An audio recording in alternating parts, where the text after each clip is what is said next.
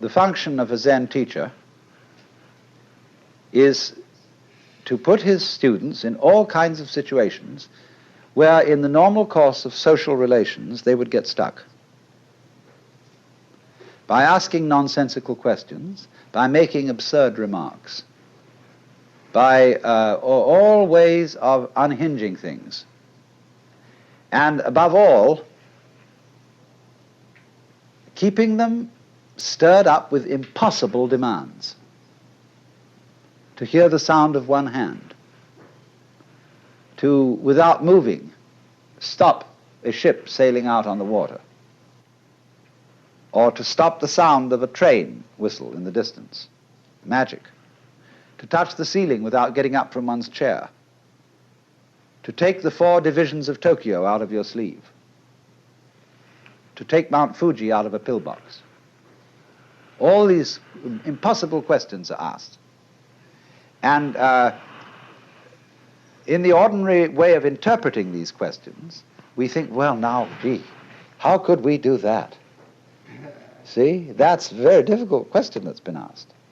And you have to think, what would I do to do that? Because we are caught up in a certain way of discourse, which the language game that we play, and the social games, the production games, and the survival games that we play are good games. But we take them so seriously that we think that that is the only important thing. And this is to unstick us from that notion and realize that it would be just as good a game to drop dead now as to go on living. Is a lightning flash bad because it lives for a second as compared with the sun that goes on for billions of years?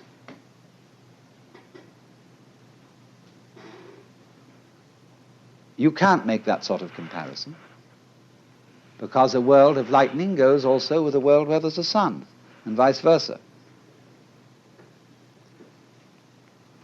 So long-lived creatures and short-lived creatures go together. That's the meaning of that saying. Flowering branches grow naturally, some short, some long. So this then is a scene in a Zen community where spontaneous behavior is encouraged within certain limits. And as the student becomes more and more used to it, those limits are expanded until eventually he can be trusted to go out on the street and behave like a true Zen character and get by perfectly well. You know what occasionally happens on the street when 2 people are walking down the sidewalk straight at each other, and they both decide to move to the right together, and then to the left together, and they somehow get stuck, and they can't pass each other. Zen teachers will pull just exactly that sort of stunt when going down a path and meet one of their students, to see if they can get him in a tangle, and can he escape from it. And you will find in everyday life that there is a very clear distinction between people who always seem to be self-possessed and people who are dithering and nervous and don't quite know how to react in any given situation, always getting embarrassed because they have their life too strongly programmed. You said, I mean, this is a common marriage argument. You said you would do such and such a thing at such and such a time, and now you've changed your plans. Not that the change of plans really caused any inconvenience, but just the feeling that when you say you will do something at a certain time, you ought to do it at that time, come hell or high water. Well, that's being very unadaptable. That's being a stone kind of sticky thing. If it, after all, doesn't matter when we do it, and somebody is offended because the time has been changed, that's simply because they are attached to punctuality as a fetish. And this is one of the great problems. This causes many automobile accidents. Men rushing home to be on time for dinner when they stayed late either working or they had to stop for a drink at some bar, or when the girl feels that she has to, if she has a fussy husband and she feels she has to have the dinner ready at exactly a certain moment, she ruins the cooking. He'd rather have a faithful wife and a bad cook. I hope I'm not treading on any toes.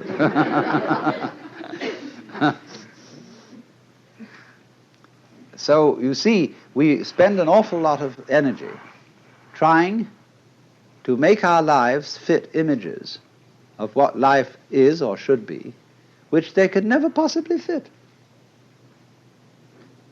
So, Zen practice is in getting rid of these images. But it's so explosive socially to do that. And it so worries people. They get vertigo, they get dizzy, they don't know which end is up. And this happens, you know, if you've ever been in one of those blab sessions, where they call them tea groups, I think, or something like that, where the people gather together without any clear idea of what this gathering's about. They know it's somehow self-exploration, but just how do you begin on that? And so somebody starts to push his idea, and then somebody else says, well, why are you trying to push your idea on us? And then they all get into an argument about the argument. And the most amazing confusions come about, but sometimes they all see what idiots they're being, and then they learn to live together in a really open and spontaneous way. There was a very interesting dinner party once where a Zen master was present, and there was a geisha girl who served so beautifully and had such style that he suspected she must have some Zen training. And after a while, when she paused to fill his sake cup, he bowed to her and said, I'd like to give you a present. And she said, I would be most honored. And he took the iron chopsticks that are used for the hibachi, the charcoal brazier, moving the charcoal around. He picked up a piece of red-hot charcoal and gave it to her. Well, she had very long sleeves on her kimono. She whirled the sleeves round her hands and took the hot charcoal, withdrew to the kitchen, dumped it, and changed her kimono because it was burnt through. Then she came back into the room, and after a suitable interval, she stopped before the Zen master and bowed to him and said, I would like to give you, sir, a present. And he said, I would be very much honored. And of course, he was wearing a kimono, something like this. And so she picked up a piece of coal and offered it to him. He immediately produced a cigarette and said, thank you, that's just what I needed.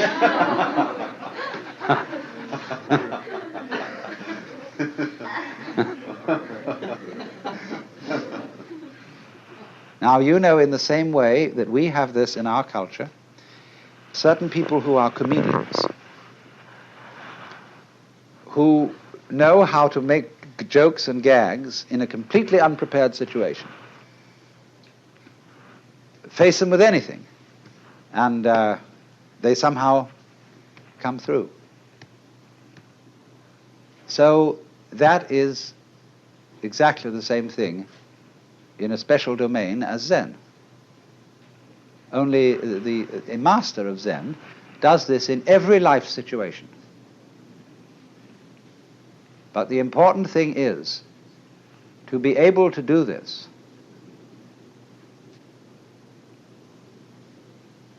This is the secret. You must remember,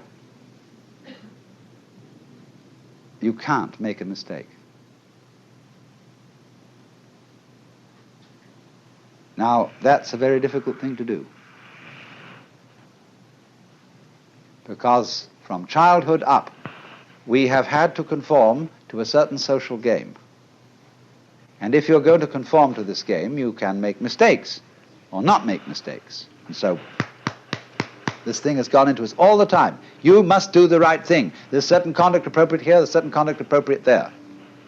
And that sticks in us and gives us a double self all our lives long, because we never grow up. Do you realize that the whole of life plays a game? which is a childhood game. There are three kinds of people: top people, middle people, and bottom people.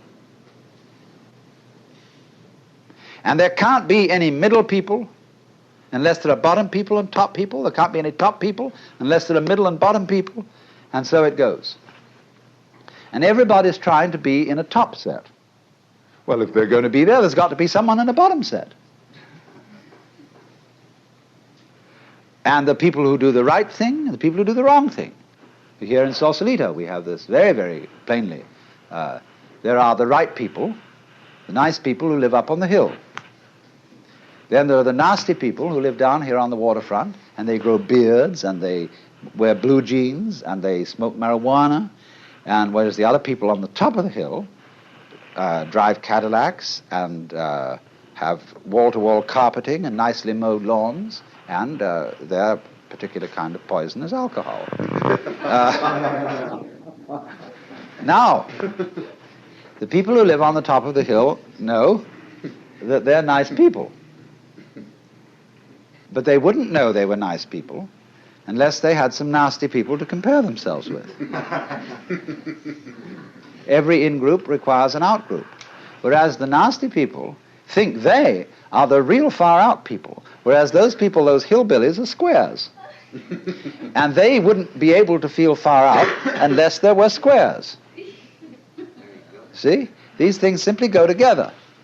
But when that is not seen, we play the games of getting on top of things all the time, and so we're in a constant state of competition as to, if it's not I'm stronger than you, it's I'm wiser than you, I'm more loving than you, I'm more tolerant than you, I'm more sophisticated than you. It doesn't matter what it is, but this constant competition is going on. In terms of that competition, we can, of course, lose place and in that sense make mistakes. But what a Zen student is a person who is not involved in the status game. That's the real meaning of a monk. He is not keeping up with the Joneses, and to be a master, he must get to the point where he's not trying to be a master. The whole idea of your being better than anybody else simply doesn't make any sense at all. It is totally meaningless. Because you see everybody manifesting the marvel of the universe in the same way as the stars do, and the water and the winds and the animals.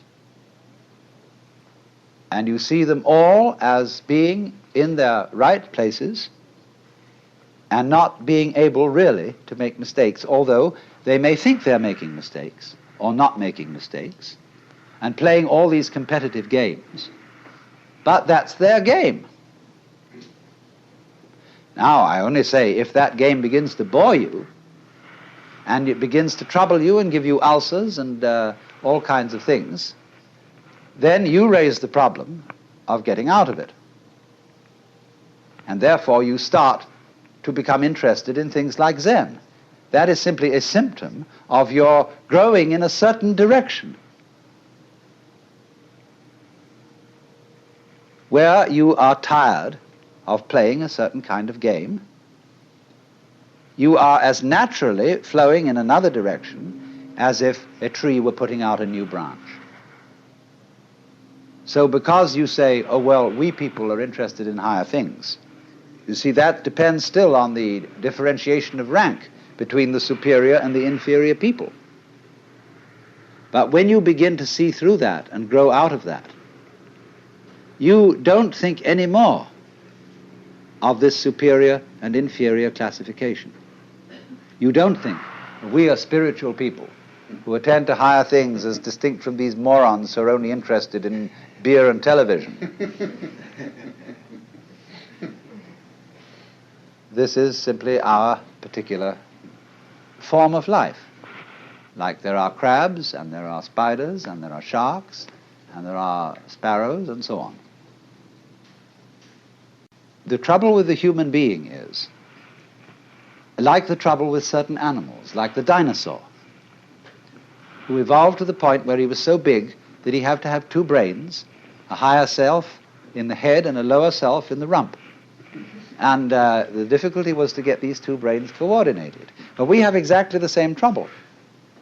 And we are suffering from a kind of jitters that comes from being two-brained. Now, you see, I'm not saying that that jitters is bad. It's a potential step in evolution and an opportunity of growth. But remember, in the process of growth, the oak is not better than the acorn. Because what does it do? It produces acorns. Or you could say, just like I sometimes love to say, that a chicken is one egg's way of becoming others. So an oak is an acorn's way of becoming other acorns. Where is the point of superiority? The first verse of that poem I just quoted, the flowering branches grow naturally, some short, some long. The first verse is, in the landscape of spring, there is nothing superior and nothing inferior. The flowering branches are naturally, some short, some long. So that's the point of view of being an outcast, in the sense of being outside the taking seriously of being involved in the social game and therefore being threatened by making mistakes, of doing the wrong thing. That is to say, of carrying into adult life one's childhood conditioning, where somebody is constantly yammering at you to play the game. So therefore, the preachers and the teachers take the same attitude towards their adult congregations that parents take to children, and lecture them and tell them what they should do. And judges in courts feel also entitled to give people lectures because they say those criminal types haven't grown up, but neither have the judges. It takes two to make a quarrel. So one can begin to think in a new way, in the polarity thinking, instead of being stuck with the competitive thinking of the good guys and the bad guys, the cops and the robbers, the capitalists and the communists, all these things, which are simply childishness.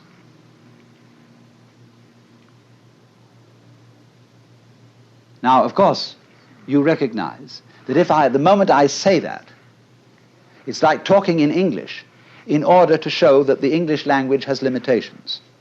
And I am talking in a language that seems competitive to show that the competitive game has limitations. As if I were saying to all you cats here, look, I have something to tell you that is, and if you get this, you'll be in a better position than you were before you heard it. But I cannot speak to this group or this society or this language-speaking culture without using the language, the gestures, the customs, etc. that you have. The Zen masters try to get around this by doing things suddenly that people just don't get.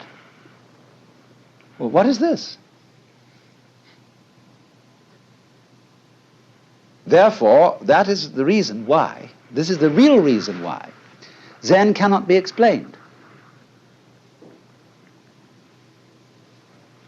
You have to make, as it were, a jump from the valuation game of better people and worse people, in groups and out groups.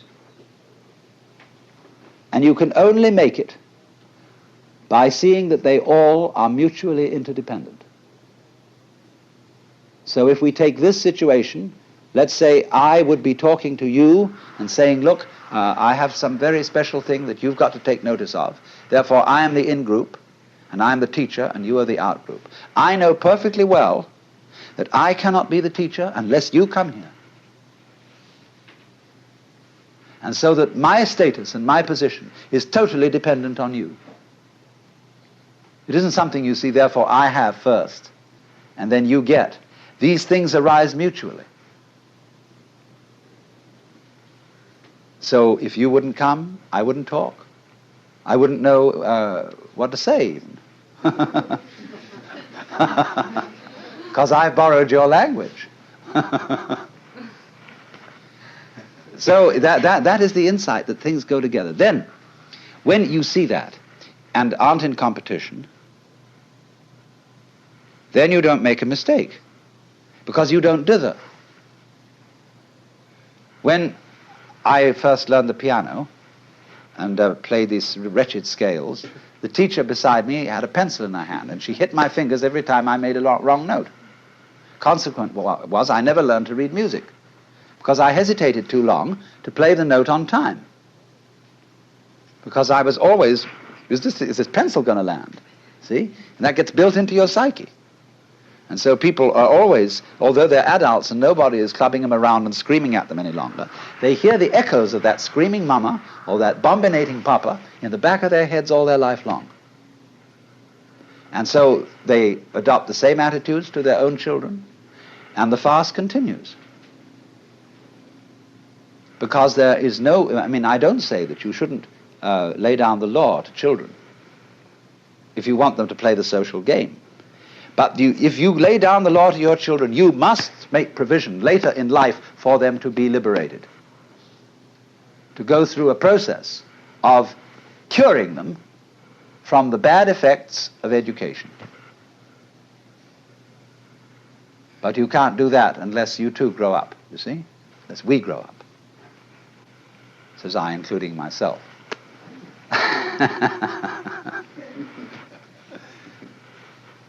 So that is the thing. Now, therefore, in the Zen scene, you would think that the master, as we know him and as we read about him, is an extremely authoritarian figure. That's the way he deliberately comes on at the beginning. He puts up a terrific show of being an awful dragon. And this screens out all sorts of people who don't have somehow the nerve to get into the work. But once you are in, a very strange change takes place. The master becomes the brother. He becomes the affectionate helper of all those students, and they love him as they would a brother, rather than respect him as they would a father. And therefore the students and masters, they make jokes about each other. They have a very curious kind of social relationship, which has all the outward trappings of the authoritarian, but everybody knows on the inside that that's a joke. Liberated people have to be very cool. Otherwise, in a society which doesn't believe in equality and cannot possibly practice it, they would be considered extremely subversive. And therefore great Zen masters wear purple and gold and carry scepters and sit in thrones. And all this is carried on to cool it. And the outside world knows that they're all right. They have discipline, they have order, they're perfectly fine.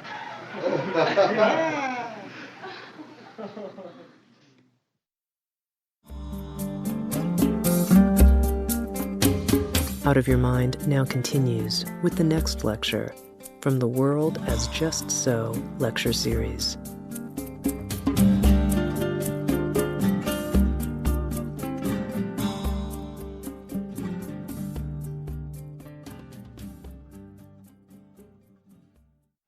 So you must remember the aspect of a Roshi to this young monk.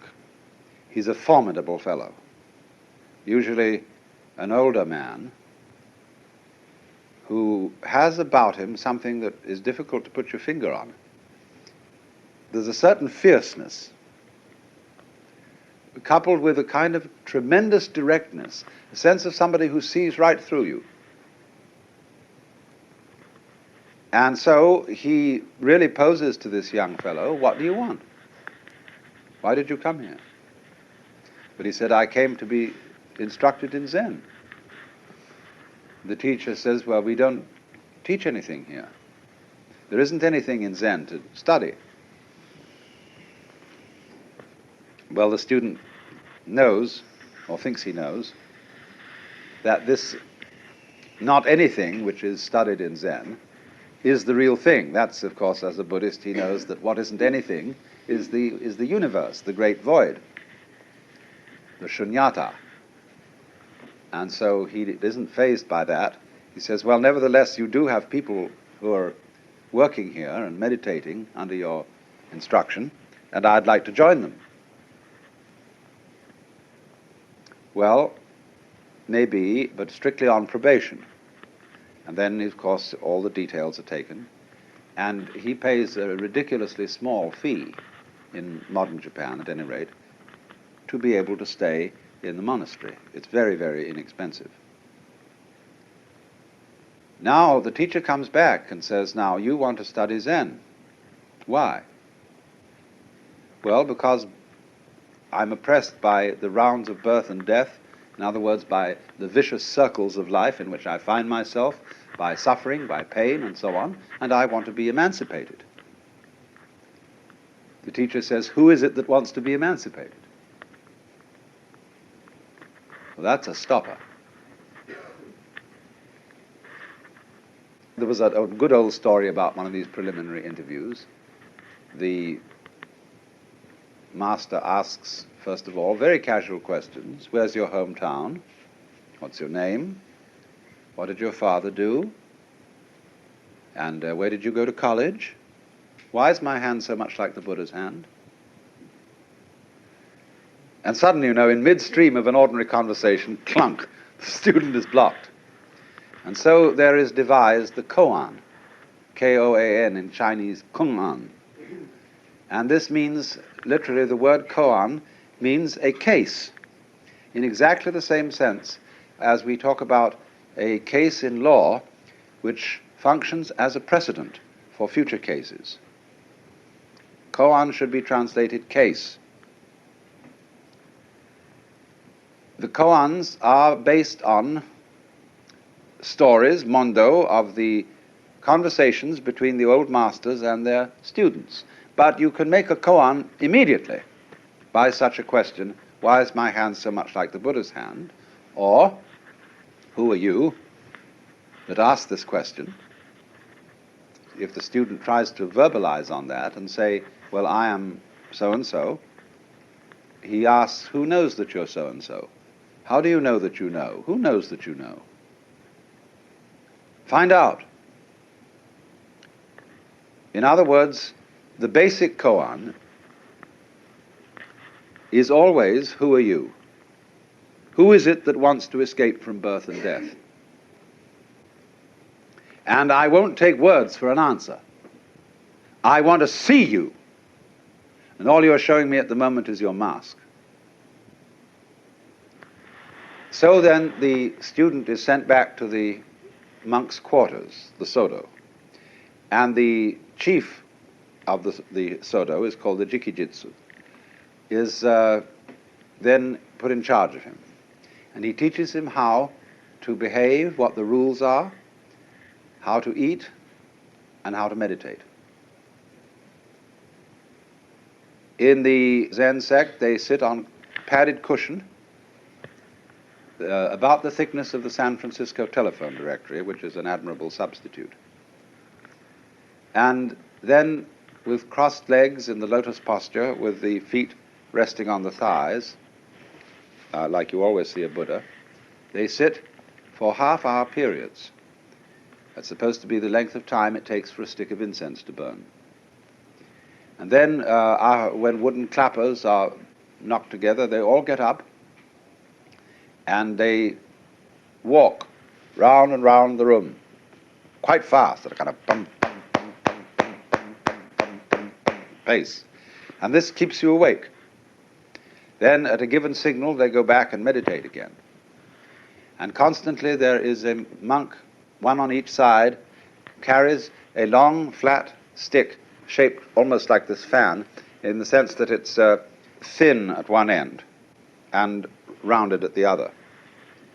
And if this guy sees a monk who is slouching or sleeping or goofing off in some way, he very respectfully bows before him, and the monk rests his head on his knees And this fellow takes the stick and hits him vigorously on the shoulders, here, like this.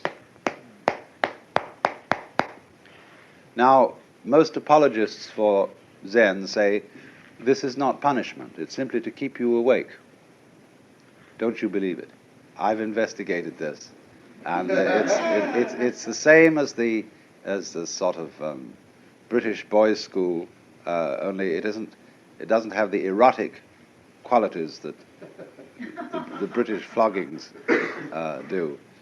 Zen people are cool about it. But it is a kind of a fierce thing. Anyway, the point of the meditation, the Zazen, is that perhaps at the beginning one does nothing more than count your breathing. So many breaths, counting in tens. Just to allow your thoughts to become still. Zen people do not close their eyes when they meditate, nor do they close their ears.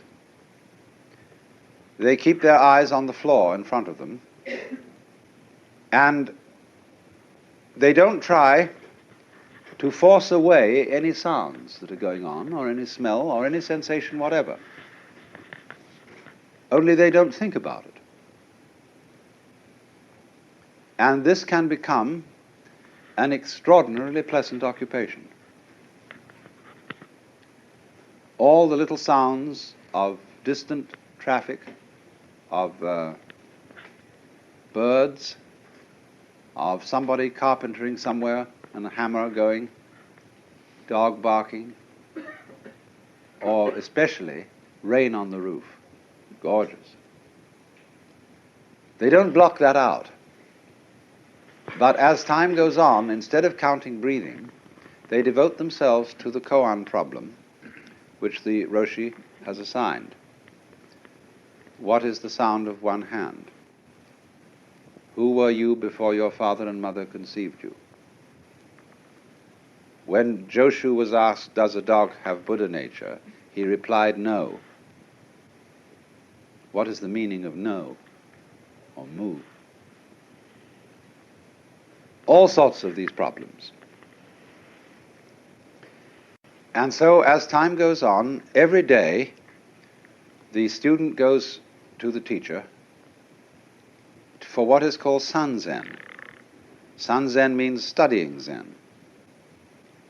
And he has to present a satisfactory answer to the koan.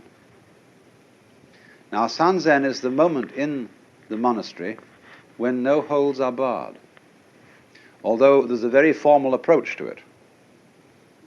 The monk has to stop outside the master's quarters and make this mokugyo.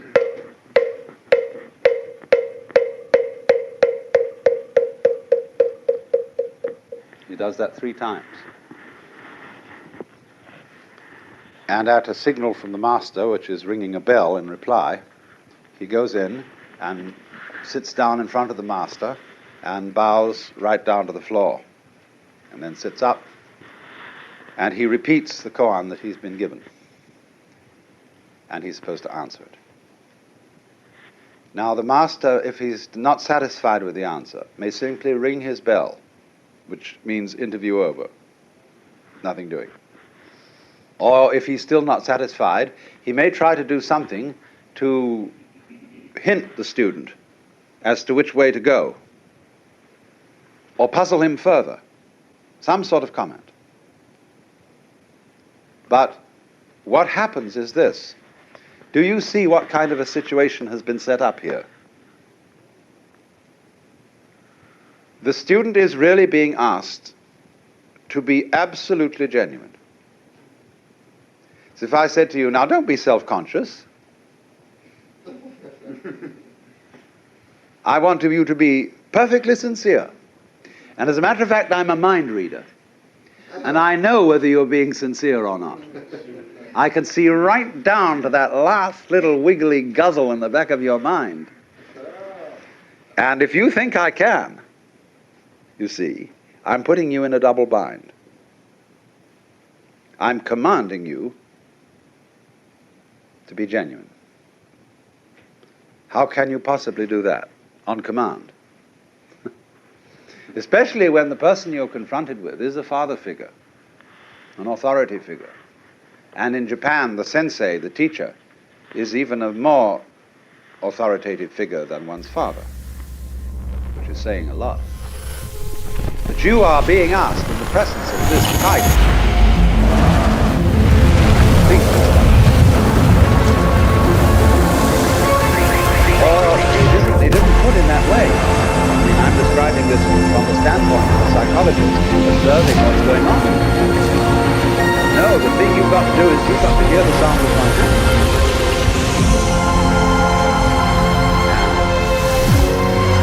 And as your answers become more, you get more and more desperate. And there is built up a state that is called great doubt. The students do everything. They read their stories. They come in.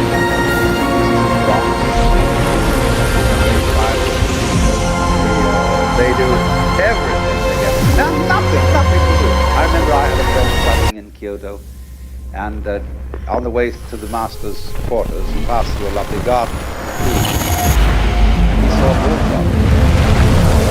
He grabbed his book, very famous, put it in a sleeve, and he got in to give an answer.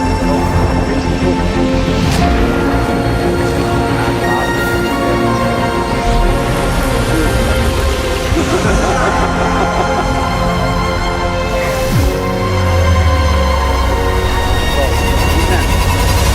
Not so much what we mean by intelligence. So with this company, other people, that's something we just have to do.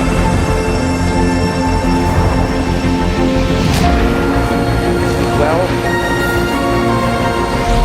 there does come a critical point of total desperation. And when the student reaches that point, the teacher really starts encouraging him. He says, now, come on, you're getting warm, but you must dive, be ready to dive. The students have to they don't get it in so many days. And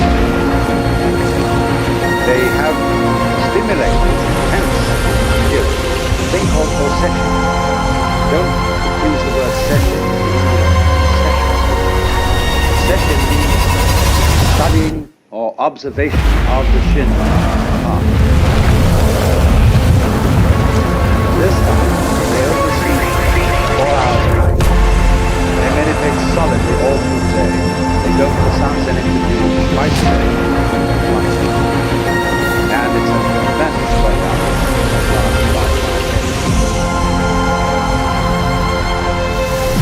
And in that period, the pressure is really on.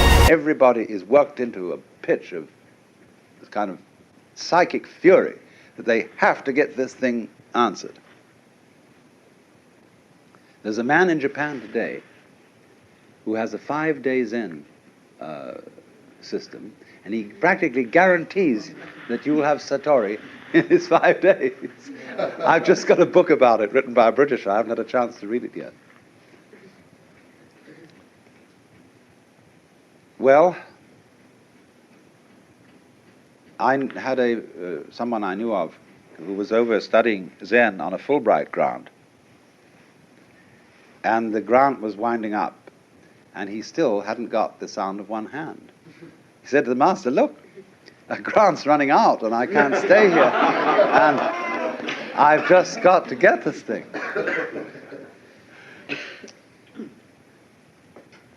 So just the day before he left, he suddenly realized that there was nothing to realize.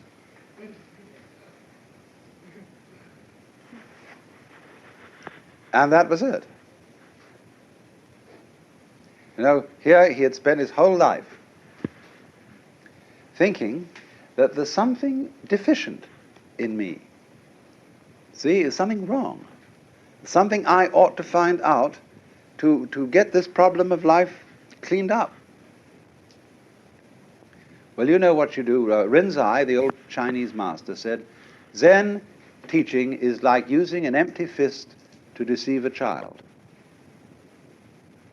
or like trying to stop a child crying by giving it a yellow leaf.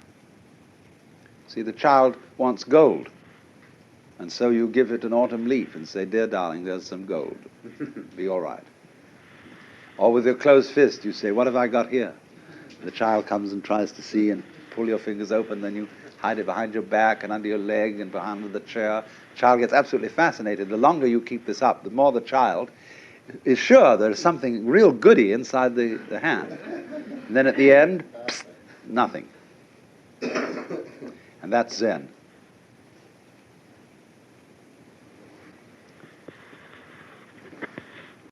So there comes the time, you see, when the student can go in front of the master and not give a damn, because he sees, he's seen the point. There wasn't a problem. He made up the problem himself. He came and projected it on this master, who knew how to handle that kind of person, by making him much more stupid than he was before, until he sees the essential stupidity of the human situation, where we are playing a game of one-upmanship on other people and on the universe. How to get the better of life? Well, what makes you think you're separate from life so that you can get the better of it? How can you beat the game? What game? Or who will beat it?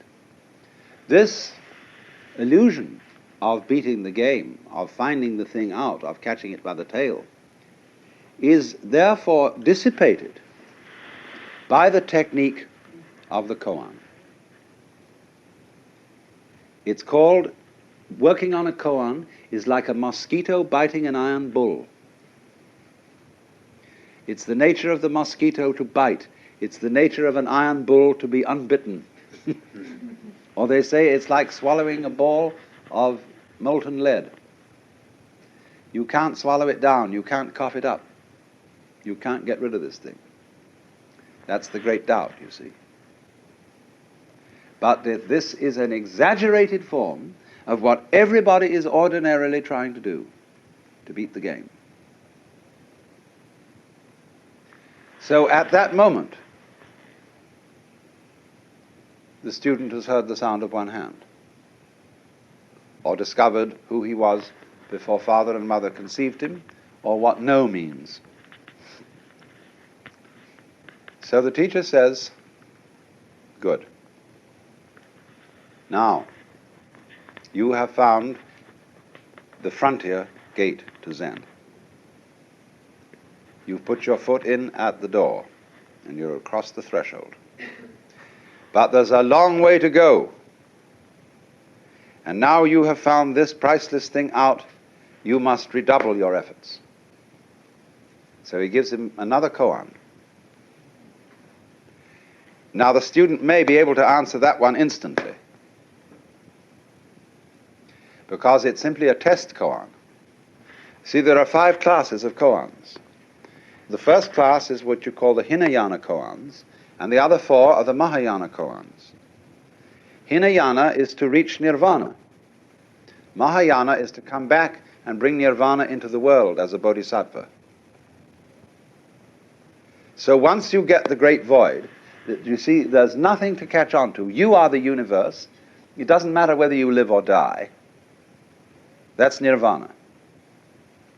All clinging to life, everything like that, you see then that it's hopeless.